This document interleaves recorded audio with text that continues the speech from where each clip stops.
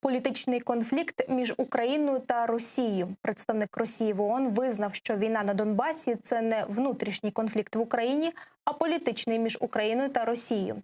Про це на своїй сторінці у Фейсбуці повідомила українська делегація в тристоронній контактній групі з урегулювання ситуації на Донбасі.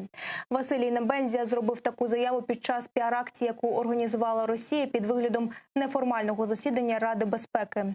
Вчора представники РФ намагалися використати Раду безпеки ООН для легітимізації представників терористичних організацій ЛНР та ДНР. Українська делегація назвала заяву Небензі найбільш цікавою і навіть сенсаційною.